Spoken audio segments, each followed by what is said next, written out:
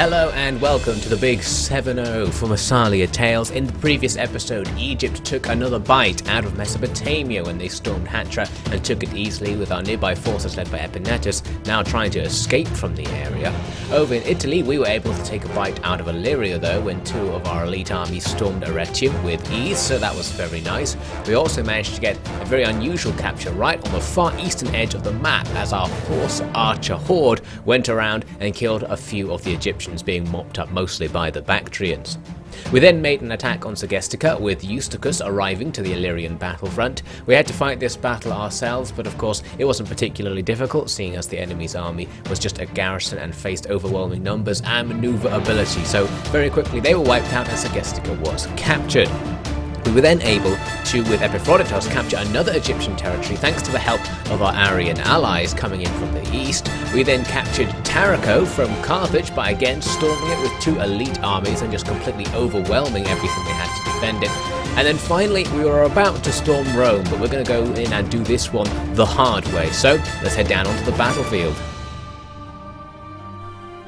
The arrival of Massalian colonists to Tarico was the first recorded instance of the Massalian merchant class praising the actions of the state. Their lack of confidence in the benefits of war had previously caused them to withhold support for the Republic's official policy. But now that they were seeing how the war could be won, and the spoils could provide a permanent boon to those in the right place to exploit them, merchants started clamoring to be at the front line, ready to acquire as much land and business stock as they could. This rush left Massalia itself strangely empty of the usual wealthy classes, a factor that actually brought the local economy into a steep decline. But that was far from the concern of either the merchants or the state. So here we are at Rome, controlled by Illyria, but soon to be stormed by the Massalian forces. The city is in two parts, one on the western side of the Tiber and one on this island with a ford going across onto the eastern side where the Spartans are currently coming in. The Spartans bringing a half-dead army from Neapolis to help in this battle, although I'm not expecting much. They can cross the ford and attack the eastern gate of the city, but we're not going to wait for them. We're going to press ahead with our own attack. On the northern part of the western part of the city, we've got 5 sets of ladders pushed by swordsmen, while these hoplites are going to wait in reserve with Cleandros and the cavalry to see if a gate can be opened up, and then they will storm in. The ladders mostly being pushed by legionaries, one of them being pushed by Gallic mercenaries. We've also got a distractionary attack happening on the southern part of the western part, where 3 more sets of ladders are going to come and capture part of the wall, hopefully. The main draw there just being to try and make the enemy put forces there when they don't really need to, and will mainly attack from the north. And we've also got Acronius's army coming in as reinforcements, the inferior army with lots of pikes who aren't going to be too helpful in this initial phase of the battle. They're just going to form up outside that western gate to distract the enemy as well. Now, a lot of the enemy's forces were just bumbling about here on the bridge between the two sides of the town. I think they didn't really know which side to defend, since the Spartans were also coming up from the east, so they had a little bit of confusion. You can see they've ordered their men to come and stand right in front of the gate, so they obviously intend to try and break their way in. Their cavalry just dancing in front of the enemy's artillery for some reason, perhaps trying to distract them. But the main action is going to be my forces, pushing their ladders right up to the wall. The enemy did have archers and their towers, of course, so they threatened to burn the ladders down, but none of them were focused enough to actually do it, so every ladder is going to reach the wall. And as they do so, the enemy are going to be deploying their heavy swordsmen to try and defend against our advance. These enemy swords, I think they are the Illyrian veteran sword. They're inferior to the legionary, but of course they have loads of them and plenty of missile support, so it's going to be really hard for these legionaries to get a foothold, but they have to try. Super dangerous, their officer jumping in first, followed by the rest of his unit to now fight on this wall, with arrows and javelins just falling down all over the place, already damaging our unit, and now they have to hack their way through the swordsmen, slowly reinforcing their position. There's so many slingers, javelineers, archers, and of course the towers, who are going to be constantly hitting our men and getting more and more kills the more men we actually get up the wall. So that's going to make it extra hard for these troops, but hopefully they'll just manage to win. I do know they have an advantage in the melee. You can see me in the replay here checking it just to make sure that the enemy's stats are inferior. They are indeed. The enemy does have silver experience giving them a boost, but it's not going to be enough. But I think it's actually going to be the ranged combat that makes the difference here, because the melee combat will only go very slowly, whereas the ranged kills can come in very fast. So further down the wall, a similar thing happening. Our legionaries trying to break in through the enemy's swordsmen, being hit at point blank range with these archers and javeliniers. Not very nice. Further along, a little bit of an easier situation in terms of infantry, just one sword unit against one of the enemy's spears, but again, archers raining fire on our formation, getting those kills, so it's going to be difficult to continue that assault without more men. Along the wall even further, we're actually taking the wall uncontested now, where the Gallic mercenaries and another unit of legionaries are going to be able to get in without having to fight, which is absolutely great. And the same thing on the south side. So as I said, I was hoping these guys would bring forces over here to distract them from my main assault in the northwest area of the city, but so far not happening. So instead, we are just going to start capturing gates, capturing towers, and doing whatever we can to start taking control of that part of the city. We may be able to come over and help out at some point. The enemy kind of moving a few forces in that general direction, but not really committing in the way that I need for that strategy to work. So at the main battle, things are starting to get a little bit bad just because we're losing men and the enemy aren't, because we're not killing them in melee, so I'm going to start moving up reinforcements. I've got my archers from Macronius's army because I need them to fire up over the walls and into the back of the enemy's missile units to stop them from doing all that damage, but I didn't notice here that this archer unit's actually been targeted by an enemy javelin unit. It's going to take casualties pretty fast. The tower's firing at them as well, but you can see what I'm trying to do, firing into this blob of men to just take them down because they are really doing damage, so it's worth putting those archers at risk to try and kill them.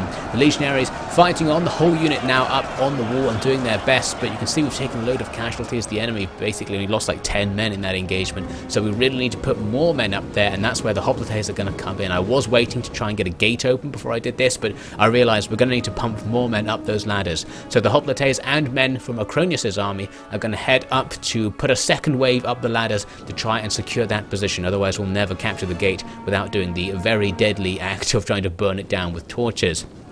Now over here where the Gallic mercenaries were, we're capturing a tower and we absolutely obliterate this enemy artillery piece with a javelin volley. A little bit of overkill from the Gallic mercenaries. They seem pretty pleased with that victory, but it's not over yet, guys. The enemy are now starting to move forces to stop them, so we're going to have an extra battle starting here as well.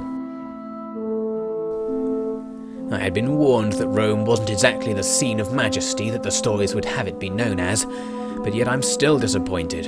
How the denizens of this indistinct backwater hovel collection ever gained any influence, I don't know. I think my biggest problem is that we came out here to capture an important bastion of civilization. I was going to march triumphant into Rome and see the city that might have toppled us, but in truth, seeing Rome in person gives me no hope that this city or its lands will bring me anything but a constant reminder of the disappointment I encountered on this campaign. It would be quite merciful of me to burn it all to the ground and start again, I think.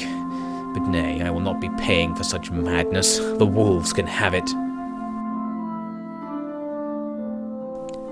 In the southern part of the city, my forces are now capturing one of the enemy's gates, having still not been met with any resistance from the Illyrians. You can see they almost look tempted. They've got all these forces, they're gathering at the victory point and coming generally in this direction, but still not quite actually committing like I need them to guarantee those forces won't come and attack me here. But the fact that they're not here is still really helping, so we're going to be able to get lots of room to maneuver because of that, and we're going to use that to try and capture the northern gates using the forces that have now abandoned the Gallic mercenaries to their fate there on the edge of the battlefield.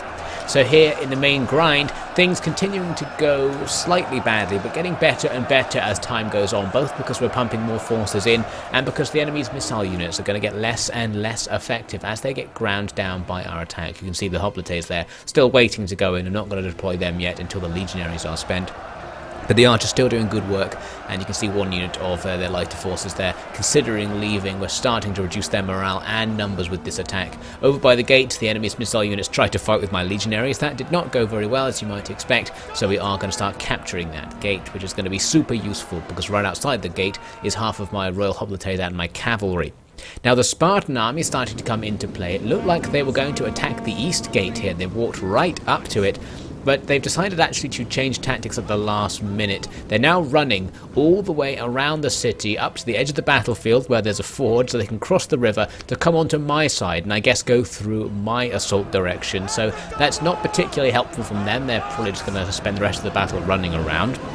We did capture that north gate though, so that gate's going to open right up to let all of these royal hoplites start pouring into the city, and this is a key moment because suddenly, since the enemy are so distracted doing nothing in the centre of the town, we're going to start gaining a numerical advantage in the area around the walls. You can see the cavalry and Cleandros rushing in there. They're going to try and catch up and get inside as well. So lots of potential rear attacks possible here, lots of exposed rears for my men to just rush into, and here they come, cavalry and all, just barreling through that one archer unit that's holding off all of my men right now. And speaking of holding off, the Gallic mercenaries doing an excellent job over here.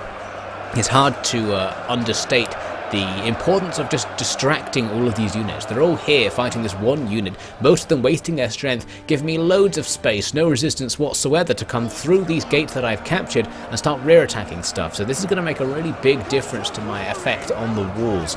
Those archers didn't last very long, as you might expect, although they did actually stop my men getting the rear attacks in very quickly, so that was, I guess, a noble sacrifice from them. But we're almost actually getting to the point when these rear attacks aren't going to be needed, thanks to the efforts of these archers, who've lost almost all their men, this unit has anyway, because the towers are focusing them down while they're firing at the Illyrians inside. But it's probably worth the loss of those men, suffice to say, because we've defeated all of the enemy's light troops in this area, and now the archer fire is going to be taking out the swordsmen as well. It's making it much, much easier to grind our way up those walls. Now, on the southern part of the city, they finally actually sent forces in to try and stop me over here. So we've put a choke point on this little bit of the road, and we'll now try and just keep the enemy in combat, basically. We've got pelters throwing over the top to kill more enemies. We've actually already almost defeated an enemy unit there. In fact, there it goes, so that's very nice. You can see I moved all of Acronius' cavalry to come and sit behind these men, and that might be why the enemy finally decided to go and attack, because I've just put more forces there. They thought it was more worthwhile to attack that part of my army, so who knows. But anyway, in the main fight, the rear attack's starting to get going now. We've got royal hoplites hitting the enemy's hoplites from behind, and the cavalry just going to barrel in as well. I need to micro a bit better. A lot of my units not doing anything. Some of them heading to capture the nearby victory point, which I think will reduce the morale buff the enemy get from being inside their own settlement, so they'll be very handy. But as I said earlier, almost not needed, because they're starting to just lose organically to our attack. The archers and the effect of the highly skilled legionaries hacking through their front lines, meaning that actually these swordsmen are starting to fall back from the battle, and we are capturing it. So really my rear attacks have come too late. If they'd been earlier, they would have saved a lot of Massalian lives, but at least they probably did something by attacking at this point, so it was worthwhile. But this all means we have basically captured these walls. All of our entry points are secure, and we've got some gates under our control. The Spartans are also finally looking like they might take part in the battle, because a couple of units have come around to support my southern battle group and are just coming up behind it, so they may actually take part in the fight and do some good. My next objective is to capture the western gate so that Acronius can let the rest of his forces in easily. Unfortunately, an enemy unit came back from routing on the capture point, meaning there's a delay here because we have to defeat this unit again in order to capture it, but not really going to be a big deal. You can see how many forces I have in the area. We can just completely overpower those survivors. So the Spartans still actually have a few forces at the east gate. These archers just getting shot by towers. They're just standing here shooting enemy routers. Not 100% sure what the Spartans are trying to do here. I think they're probably glitching out, and that might be the same for the Illyrian general, who's standing here in this messed up formation. He might be trying to cross the bridge is what I thought, but somehow isn't able to pathfind over it. So he's just not taking part in anything, and the game's actually glitching out as a whole. As you can see, it kept freezing. I thought the replay might have died, but it managed to keep going, and I don't think anything happened in the replay that was different from the real fight, so it's not corrupt or anything like that. But as you can see there, we've captured that western gate, so Acronius can now come in.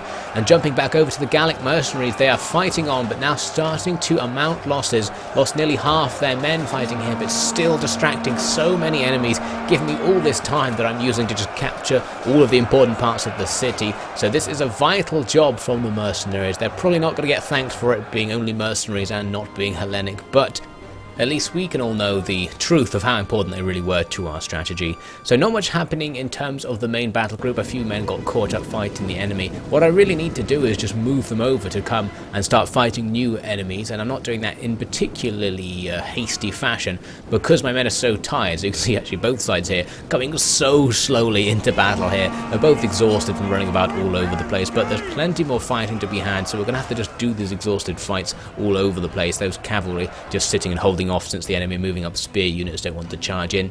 More men just basically guarding choke points so that we can have a nice secure area with which to bring in Acronius's troops and form them up to get them involved in the battle. There's a slight distraction right now because another routing unit that came back is right in front of Acronius's army and is now just being promptly cut down by these forces. No real chance for them, so a slight delay but nothing major. Now over in the southern part of the city, things are starting to get a little bit bad because the enemy are actually gradually defeating the forces I have choke pointing the enemy, and most of my forces here aren't melee units, so we can't really put more men into this fight, so we really don't want them to break through. So maybe that's a reason that I shouldn't be taking so long to delay and bring in Acronius's army. I was checking the stats there. The two units fighting each other here are exactly the same unit, but the Illyrian version is actually inferior, probably because of their reduced equipment buffs or inferior technologies, even though they actually look like they have a larger shield. But anyway, the legionaries next door doing better, having the higher stats and fighting on quite well. And a point of interest is that the Spartan pikes who came into support are actually doing a really good job here. They've got themselves in between two buildings so they can't be outflanked, and are now distracting all these enemy units and pulling them off the victory point. So that's very good news. And I'm also going to bring in these pelters here to try and save this southern side, because it's going to be a while before our infantry can do anything about it. The signal's been over the gate for ages. There should be Massalians streaming all over the place by now. Either they messed it up or they decided to leave us out to dry while they saved their own kin. The more of us die, the less they pay. That's all the bastard Cleandros is thinking. Well, I'm going to be charging him triple for the mess he's put us through here. We've killed and lost more than our share. And what is this fight going to get us apart from money? This is just another place for the Massalians to stamp their feet on, making sure everyone who dares thinking for themselves gets shut up or buried early. Right, get the men through one more cycle at the front, then we're leaving before we end up too battered to have any use for gold. My attempt to relieve the Gallic troops has turned into a new grind that we're sort of winning just because our troops are so superior, but the Gallic mercenaries have now been lost. They have fallen back, and all the troops that were engaging them have just jumped into this blob rather than coming around to outflank me or chase down the fleeing Gallic mercenaries. So that's quite handy for me, and of course I'm going to have more and more forces coming in to help, including the heavy cavalry who've gone around those buildings to hit this blob in the rear with a little short charge. It's enough though to do big damage to the enemy's morale. You can see we suddenly get breakages all across this blob, meaning that my increasingly powerful blob of my own is going to start hacking through the remaining troops. So the Illyrians going to be losing actually a pretty large part of their force at this stage. The balance bar now starting to swing into my favour. We're literally just going to send the cav to cut these men down and stop them from coming back from routing. We want to get them all to shatter, because now we'll just have a definitive advantage in terms of men because of our manoeuvring advantages. On the southern attack front, the grind is continuing. Our forces of course getting weaker and weaker, but we're not out of time yet, and our troops are beginning to arrive in the rear of the enemy's position. It's actually the Spartans there leading this attack to try and save this area, just charging their cav into the back of the enemy's blob. They did have a lot of spearmen in there, but that's not necessarily a problem. I was charging spearmen earlier and that worked fine. I was actually planning to set up a load of pelters and just throw into the back of that tightly compacted mass of enemy troops. I thought I'd get loads of kills, but since the Spartans have just charged in, I thought I might as well charge in myself to avoid just killing all the Spartans with the javelins. So in come the legionaries. They're all fresh somehow as they charge in. I guess thanks to all the fact I kept waiting around for my troops to catch up. We're still good on energy. The enemy can't say that for themselves, and very quickly this area is going to be completely wiped out and those troops will be crushed between the two fronts. So once again we're going to be wiping out a large portion of the Illyrian army, and that's pretty much just going to finish them off. A few survivors here attempting to escape through that rout, but just being cut down by everything, throwing everything at the Illyrians to stop them from coming back from routing. And now with that group on the south side destroyed, we can just rush through towards the victory point. The enemy's general still sitting on the other side of the river, not wanting to get involved anymore. Perhaps he sees how this is going. So all we had to do was defeat the last of the enemy groups, which was the one that the Spartan pikemen had been holding off. They came over to stop me from taking the victory point, but they're not going to have much luck fighting now against the combined Spartan and Massalian armies. I should say Hellenic League, really. It's not Sparta anymore. But anyway, yes, we're finishing off the rest of them. There they go, the Spartans actually having a very proactive role in this battle, much more than I expected. Anyway, a decisive victory for Massalia. Rome has been captured. The only question was, what are we going to do with Rome? Because we don't necessarily need it. And a lot of people were suggesting that instead of capturing it, we should recreate Rome by liberating the faction. So I'm thinking I'm going to do just that. First, let's have a little look at the results. The losses on the enemy side, extreme, over 5,000 men defeated. On our side, heavy losses as well, especially for Cleandros. Acronius, okay, really just his archers taking the damage. A lot of his men didn't even get involved in the fight. We had many more troops than were actually required to take Rome here. So we are going to liberate the settlement. This recreates Rome automatically as my ally and with very good relations with me, and it gives them a little starting army there. Just sort of garrison units, really, nothing special. So they're going to have to begin the long process of rebuilding their nation. They do have already Rome, which has lots of high-level buildings, so they're going to have a head start. But there's not really anything they can do to expand, because us and the Hellenic League look like we're going to be taking all of Italy around them. So they are going to have to be a city-state, just like in the good old days, and are probably just going to be a Massalian puppet state at this stage. So my forces are going to have to go all the way back up north in Italy before we can go south, because of the issue where Rome is so big it actually blocks the map and you can't move through it, unfortunately. So because of that game design decision, we have to make a very long route, but that's okay. I was also wondering why everyone was so happy in Italy to have us ruling them, and it seems our infrastructure and technology has hugely boosted public order, so they're actually quite happy to be reaping the benefits of being in the Republic. Look at yourselves, my proud people. Look at the people who embody the values of democracy, of fairness, of strength. Look at the people who will found the Second Roman Republic. Cast away the fears you have harbored all your lives. See the streets not as they are, filthy, rotting, empty, but as they will now soon be, pristine, inspiring, lavish. This is the time to recall the stories of your grandparents and great-grandparents. For the world they remembered will return more prosperous than ever before. It all starts right here. For all true descendants of Rome, 10 Massalian drachmas are yours to keep. Spend them as you will, rebuild your homes, tutor your children, live the dream of Rome once again.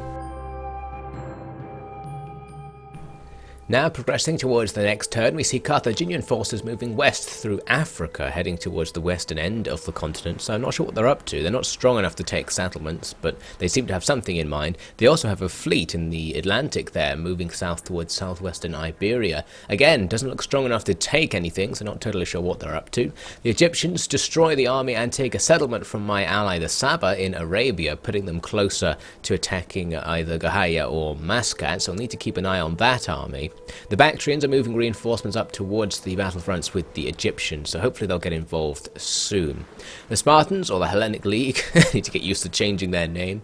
They don't do anything, and they've left their core still very exposed. The Illyrians going to exploit that right away by taking Larissa off them, meaning that both Sparta and Athens are now under threat of attack from the Illyrians, so that's not very nice at all. Some good news is that the Daemons of Polymus are now ready to go. Interestingly, they're surrounded by these barbarian factions, the Scordisci and the Cimbri. My client states have sent 2 armies to guard Massalia for me while I'm away, so that's quite kind of them, although also quite suspicious. But the Daemons of Polymus are ready, led by Dinas, and their star unit, the Silver Massalian Royal Hoplite, are going to be extremely powerful in battle. Their plan is to head right for Carthage. They want glory, and they're going to go via Corsica and Sardinia in order to take those 2 settlements, and then they'll sail on to Carthage from there. Of course, the issue with sailing around in the Mediterranean is we need to watch out for Carthaginian fleets. They've got lots of small ones hanging around and probably some big ones. I can see a general there at sea, and as I move my fleet with Kronos up to have a little look at Carolus, there's actually a whole nother fleet right here. A 20-unit fleet led by a very experienced admiral, better than Kronos at the very least. He can't reach the Daemons of Polymus right now, which means they will be able to reach Corsica without having to encounter them, hopefully. I'm also spotting here all these Scordisci forces just all over my territory. I believe they're trying to defend my territory for me, but it is a little bit uncomfortable having all those stacks just in the core of your territory when the Scordisci don't really like me very much. But anyway, so I was having a look at the situation in Greece and Macedonia, where the Illyrians seem to have Sparta / the Hellenic League on on the back foot. They're besieging them there in Macedonia and of course started conquering into Greece. I don't think they'll be able to take Athens, which will stop them from taking Sparta. And speaking of Athens, there's the faction Athens now stuck in Pergamon thanks to our victory over them so many decades ago. Still not taking part in the war in any way, just using all their money on 3 sacks that don't do anything. Now Actor is ready to continue his journey down towards Charax, where we've already got it under naval siege from Herodotus. And as we arrive, you can see the balance bars now really far in our favour thanks to all these horse archers, so we're going to come in and just auto-resolve our way in. The losses are somewhat heavy, but with these armies which are low level, they replenish very quickly, and because they don't have experience, they don't actually lose anything for replenishing, so there's literally no punishment to just sacrificing all my troops. We lose a lot of the fleet as well, but it's the same situation, we'll just get them back, and since they don't have experience, there's nothing to lose by replenishing. Now in Iberia, it's time to move on and strike against Carthage, because as far as I know, they have no armies available to stop me from taking the rest of their settlements. The only problem with taking a settlement is that it's usually quite tiresome and takes a lot of either time or overwhelming them with an auto-resolve, so we're going to try and use both of our armies to move about and conquer each settlement one at a time to just auto-resolve with minimal losses. We can reach one settlement right away with Nothus in the claws of the peak, but Eurysthenes and our other army, the Beacons of the Desert, can't catch up right now, so I'm just going to hold them at siege, and next turn they will rush over in order to support, and hopefully the auto-resolve will just be really easy. That's what I'm banking on anyway. Now in Italy, we need to go and try and take southern Italy before Sparta goes and does it so that we can control that territory. But I didn't want to send both armies for this. I decided that Cleandros is going to not bother with Italy anymore. That little whim of his is over. He is actually going to continue around into Illyria's core because we should be able to do more damage by attacking there. So first we'll just go up to the border there. He could do with another turn of replenishment anyway. And then next turn we'll be able to continue on, perhaps with Eustochus supporting him and capture some territories. So that means Acronius is going to now be responsible for heading south into Italy, as he will be very delighted to hear. So we're going to advance right away because we can actually reach Brundisium this turn, making sure that the Spartan army in Neapolis doesn't replenish and go and do this for itself. There's a general in there at sea for some reason, so there's a decent amount of troops inside when combined with the garrison, but we're going to besiege it anyway. Balance bar really bad, the enemy has a massive advantage, but we're going to just keep this siege going anyway because they'll lose some of their advantage if they sally, and it would be nice to have a challenging fight anyway, so I'm not worried about having these ridiculous balance bars. We're going to maintain that siege and just see what the Illyrians do about it. They may even bring reinforcements in, which could make it even worse, but we're going to take that risk.